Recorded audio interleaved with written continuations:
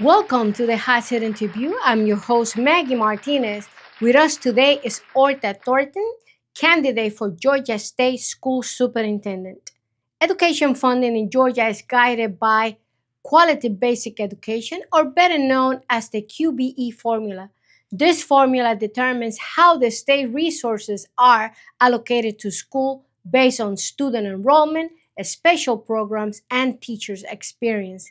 But many believe this formula needs updating for better address poverty, teacher salary, and the cost of education. Today we will ask Otha Thornton the hard questions and his plans to reform education for all Georgians. So let's dive in. One Radio presents Starbound Studios starring Maggy Martinez and the Hot Seat Interview. Y ahora con ustedes, Maggy Martinez en Caliente. And now, Maggy Martinez. Where here he is, Otha Thornton. He's running for Georgia State School Superintendent. So welcome, Otha, to the Hot Seat Interview. Thank you. I'm so glad to be here today, Maggie, and thank you for all the work that you do. Thank you. Not only that, this is going to get hot. So stay tuned because we want to talk about everything. So, Otha, the current QBE formula doesn't fully capture the challenges of our students are facing, especially low-income areas. So, how will you reform the QBE formula to ensure students' achievement? Well, first of all, you're absolutely right. The QBE quality-based education formula was formed in 1985, and they have not made any adjustments to that since it was informed. So it doesn't deal with our current, world situation. I mean, if you think about it, we've had COVID, we've had upgrades in technology, but it doesn't take those things into consideration. We need a lot more resources now to handle our current situations here. Who can change the QBE formula? Well, the QBE is determined by the state legislature, but as a superintendent, you have influence in advocating to get that changed, because this affects a child's health, their stability. Do you have nurses in the schools? Do you have screenings for kids for mental health, visual health, hearing, all those type things? That it can be calculated into that formula to help make things better and just making them more ready to learn. How many members are at the state school board? So Maggie, there's 16. You have one person representing each of the 14 congressional districts, and you have the superintendent and the teacher of the year. So it's important that these people work with the legislator and push this, because definitely we have to change the QBE formula. That is correct. The state of Georgia School Board meets at least once a month, and in those meetings they discuss policies and adjudicate any matters coming up from the districts. So the superintendent and the school board has a critical role in working with the state legislature and making sure that we update the QBE. Well, it's evident that they're not doing their job, because by now they could push the state legislator, to change the QBE formula. And just so you understand what the QBE formula is, it's just the bottom line is money. Money for all the school system in the state of Georgia. Well, don't forget, I wrote a book. It's called The Secrets of Campaigning. So you think you could run, buy it for your daughters, buy it for that friend that is running for office, or buy it for yourself so you know exactly what a candidate goes through during the campaign, okay? And if you feel it in your heart and you want to make a donation so this conversation keeps going, you could send your donations to starboundpr.com and make your donation, because we have to buy equipment, we have to keep up with technology, and every year, everything is changing. Well, Otha, teacher salary. Teacher salary. Yeah. Teachers are at the front line of education. yet many struggle to make ends meet, especially now after our COVID era. What is your plan to increase teacher salary across Georgia, and how quickly can we see this minimum raises for the teachers so they don't have to work two jobs? That's correct. That's correct. Well, like you say, teachers are the front line on education, and sometimes they're undervalued. And one of the things as state school superintendent, just ensuring that we're restoring the respect for teachers in the profession, for one. But again, that does not pay the bills. So that being said, Georgia, and I said this last time around, we can find $1 billion to bring corporations to Georgia, but we can't find a couple $100 million to increase teachers' salaries. That's right. So I think we have a $15 billion surplus right now. So there's money in the pot to give teachers necessary raises. Another thing we do in communities is provide, some tax breaks for teachers. One of the things that I will say that the state of Georgia did last year is they're giving veterans a tax break, retirees in Georgia. So we will not be paying taxes in Georgia after this year, state taxes. So teachers that have been in the system, I think we should find programs like that. And then the next thing is housing, because housing is the largest expense for most households. So giving them tax breaks on houses or giving them breaks in purchasing homes, because that's part of building wealth and helping teachers get established.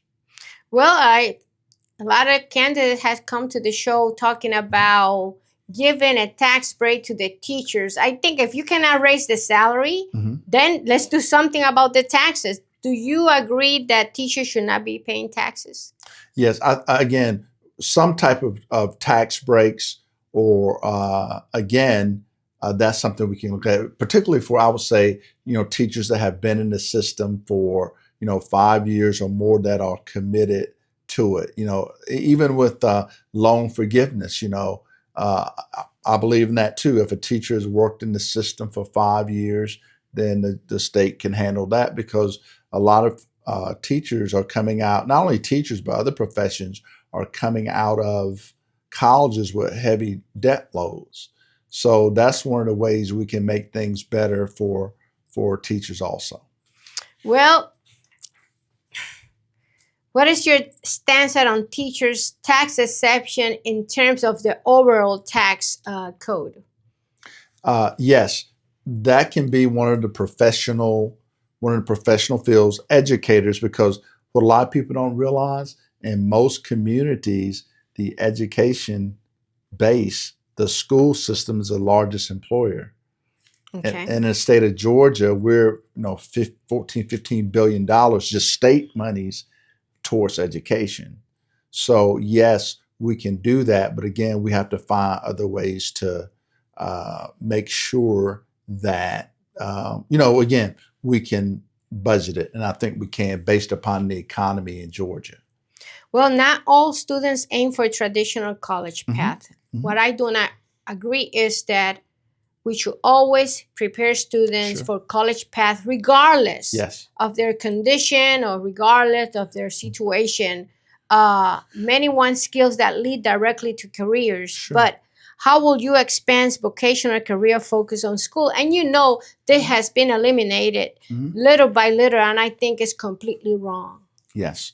Well, ma'am, I've been working with young people for years, encouraging them, and I believe with all my heart, with a child, you would say we want them college, career, or military ready once they graduate.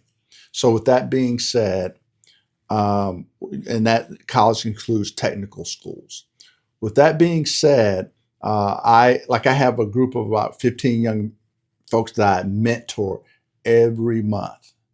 And what I do with them is I, up front, every year during the summer, we sit down, I have them do personal mission statements. And then I give them, here's a college track, career track, and technical track, or military track. And it's like a checklist. And I sort of talk to them and help them move towards that. Now, in the schools, we have guidance counselors that should be doing that. But one of the challenges in Georgia schools, we have some great counselors, but we don't have enough.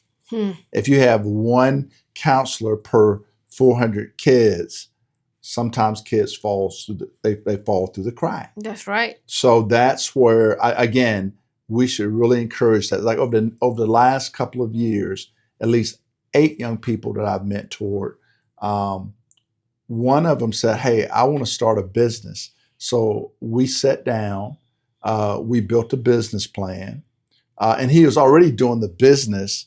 But as soon as he turned 18, we established, we had a business plan. We had set him up a bank account. We got him, licensed and got his business going. And he's 20 now, and it's still going. So, but that's what he wanted to do. That's right. But we had to talk through That's that, excellent. and he was committed and disciplined. I've put several young people in the military. I've been doing that for years, but over the last couple of years, and I've have at least 6 young people in college that I've been working with over the last couple of years. Well, what percentage of Georgia high school students are graduating and going to college? And what steps will you take to improve the outcomes? Because the main problem is cost. So we need to start talking about this. So what's your take about that?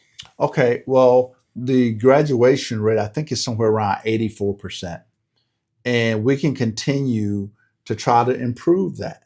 So it's happening to that 16%. That's not good. Yeah, exactly. So there's some things we can do about that. First of all, like I said again, I think by increasing guidance counselors in our high schools. And one of the things that Georgia did a couple of years ago that I think is very good, all seniors now, there's a program that they started that it would give them a letter from the state saying, here are the colleges that you're pretty much guaranteed acceptance to. Yes. So I think that's good for seniors now. That will help increase college participation. But also another thing they did with technical education, they've increased funding for technical colleges in Georgia.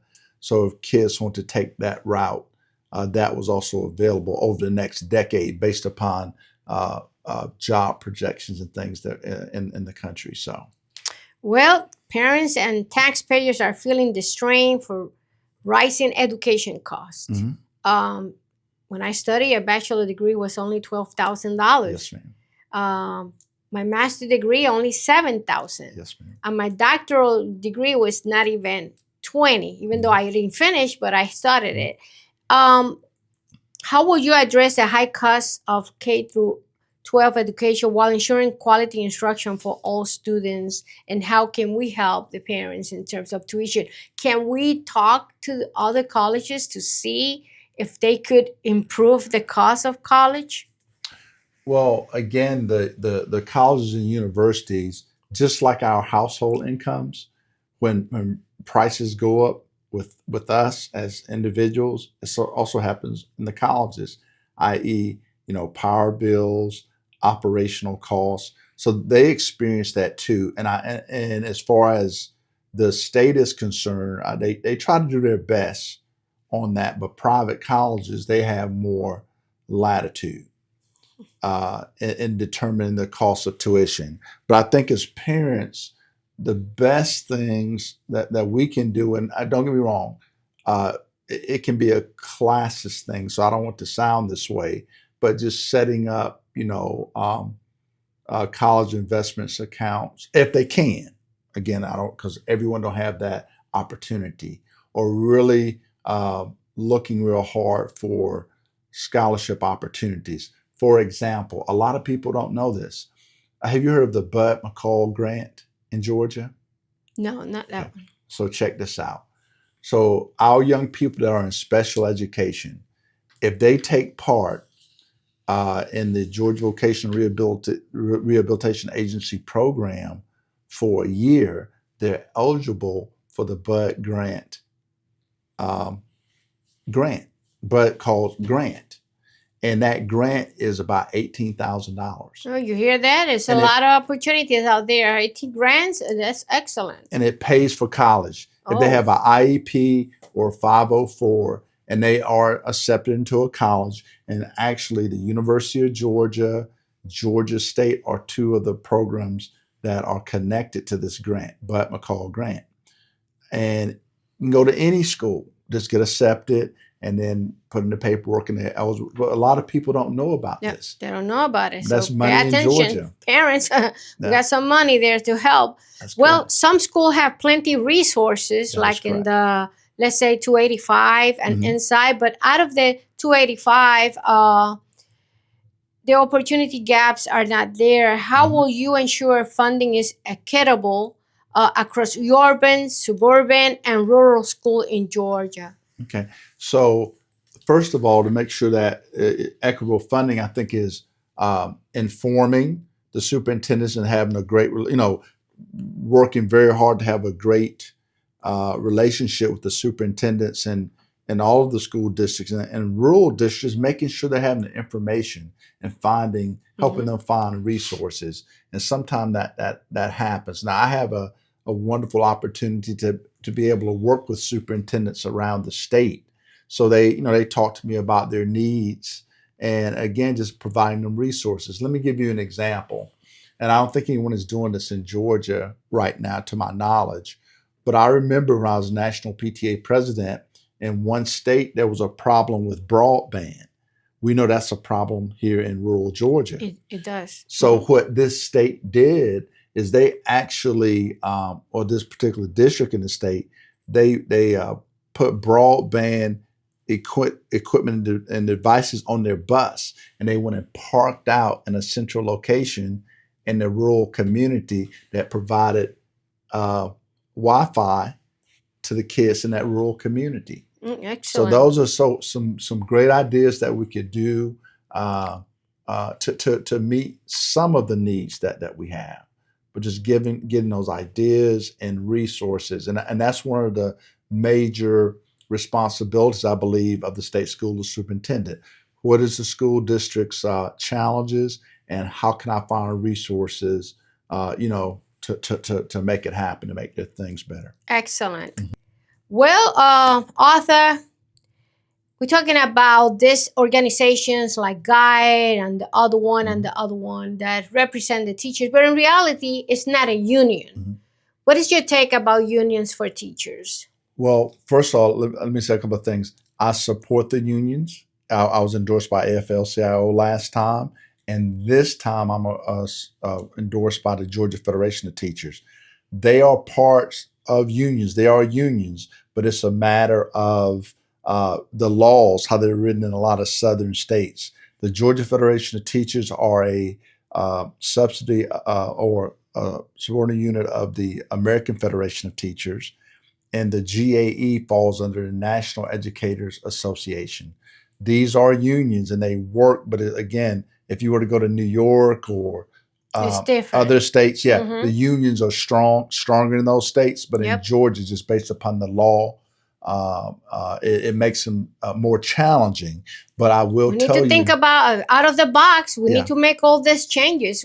Absolutely. The teachers are not really represented in the state of Georgia, and since we are a free will state, anything could happen for the to the teachers. It's like they're scared to talk. You know what I mean? So you have a school board that can work with this. Each one of them represent a congressional district, and they could work towards something that protects the teacher. Because right now, anybody, and a lot of people don't know this, anybody can sue the teacher, and the only thing that you have maybe is a lawyer protecting you, but it's not that broad in terms of protection. So eventually this needs to change. So it's a couple of things. It can get complex. So remember, Georgia, well, let's go back to constitutionally. Constitutionally, we had the 10th Amendment, state rights. The South pushed for that, so basically they can maintain slavery. Okay, so that's in the Constitution, not maintain slavery, but state rights. Leave us alone. We will follow federal law, but we have things we can do to ourselves. If you take that to the next level in Georgia and southern states, they call it local control.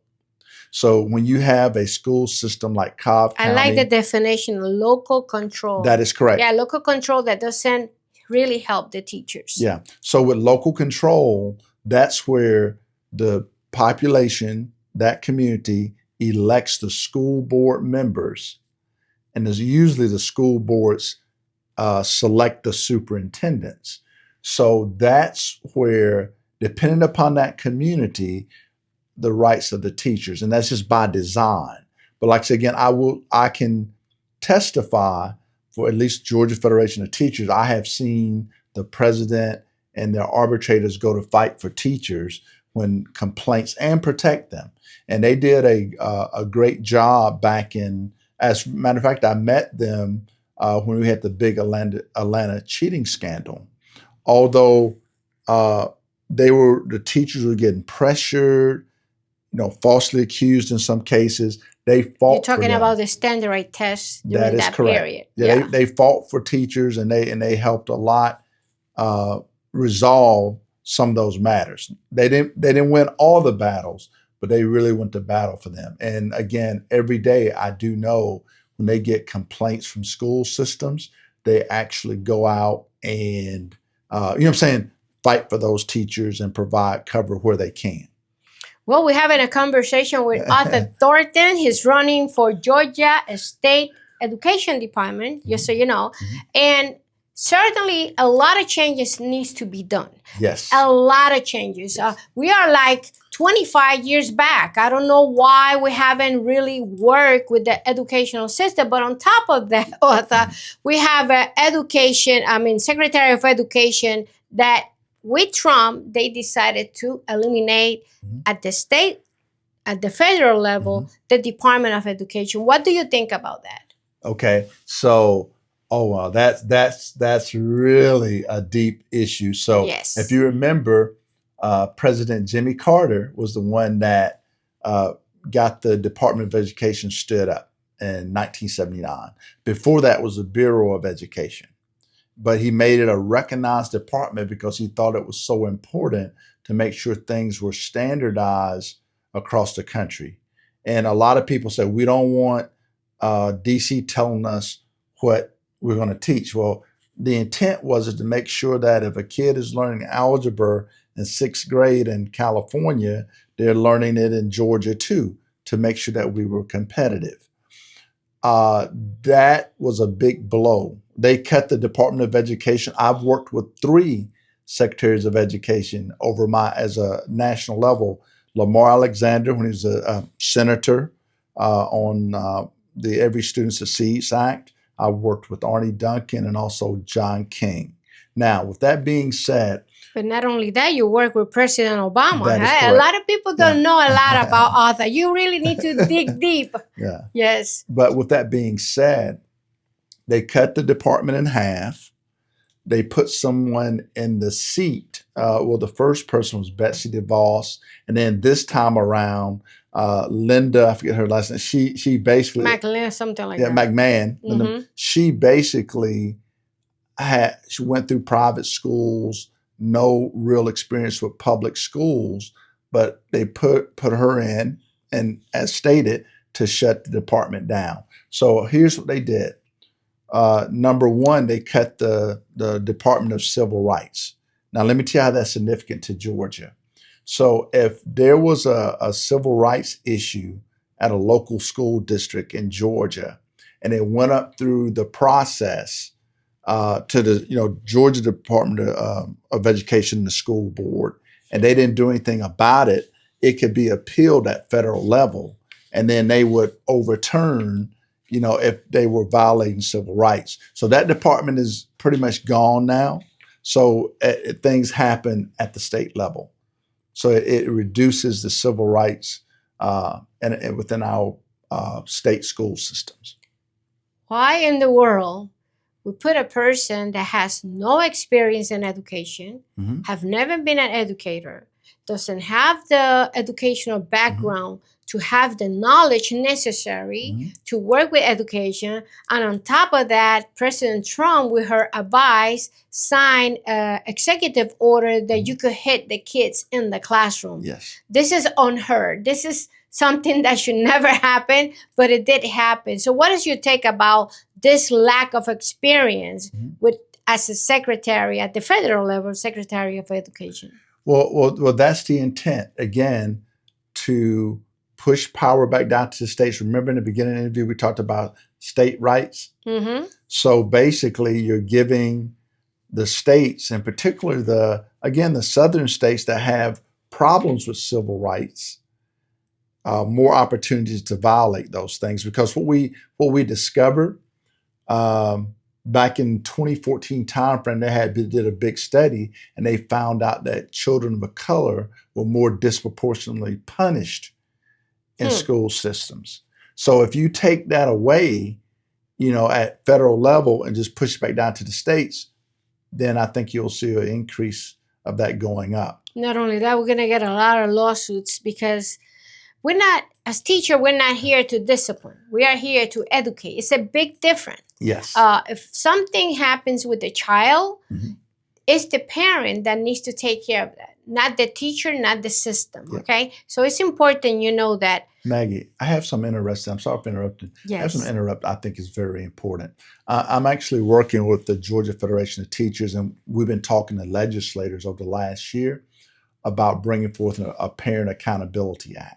Oh, that will be awesome. And what we mean by that is we've seen the increase in violence in classrooms, and teachers, again, with the complaints, if they break up a fight, then they possibly get suspended or they get hurt. So and then you don't have a lawyer to represent you. That's the problem with that. Yeah. That's the problem with that. Yeah. So the teachers here don't have any rights, and parents here, they're not doing what they're supposed to do. I'm not talking about in general. I'm talking about some. And those sums are the one that brings to the school environment all this social problem that needs to be resolved at home. So as parents, we need to be responsible. Yes, ma'am. We need to be responsible how our kids behave in school and not pointing fingers or you have something against my child. No, it's not about that. It's about respecting the professionalism that a teacher has because they're well educated and they know how to do things. So, Ms. So here's what with that parent accountability, we're saying that if a child is disruptive or disrespectful in class, then the parent or guardian has to come to the school to work with them to address that. And that goes back to counselors and psychiatrists, based upon additional funding to deal with the problems. And if the parent refuses or does not do that, then they will have to do some type of community service in the school system to get them involved. And then it will go further, but those are the major things because parents, we have to get them involved. You can't have one or two children that's just disrupting a 25 to 30 students in the classroom. Yeah, exactly. So that's what we're looking at, and we'll see how that goes next year. Well, Otha, it has been a pleasure to have you here at the Hot Seat interview. I want you to look at that lens and tell people why they should vote for you. Well, again, I'm a public servant. I've been in public service for over 30 years, and I think education is one of the foundations of our society. I've served as the National Parent Teacher Association president, advocating for our children, not only in that position, but even now, just advocating, trying to make every child's potential a reality. I'm a native Georgian, 8 generations, and we've contributed so much to this country, and we want to continue to do that. We want to make a difference for our children. We want to make a difference for our teachers. We want to make a difference for our parents and also our administrators to make sure that we just have a better system. We can do better. And again, I have a lot of great ideas. I understand the difference between election and governance. And that's where I have a big advantage over a lot of the candidates that are in the race. And please reach out to www.othathornton.com, which is my site, which I have my platform laid out. Maggie, thank you so much for this time today with you. I really appreciate it. And I look forward to us doing great things. And once I win and next November, I look forward to coming back on your show. If Yeah, not you earlier. could come here. This is your home. Well, Yes, sir. I want people to know something before we go. You have a bachelor's degree in what? My bachelor's degree is in urban planning. I thought I wanted to be a city planner. Okay. Yes, sir. And I have a master's in technical communication. My undergrad is from Morehouse. I'm a Morehouse man. Oh, And then my master's is from Michigan Tech University. I also have an honorary doctorate from there also, and I'm currently doing some postgraduate work at University of Charleston, West Virginia in executive leadership.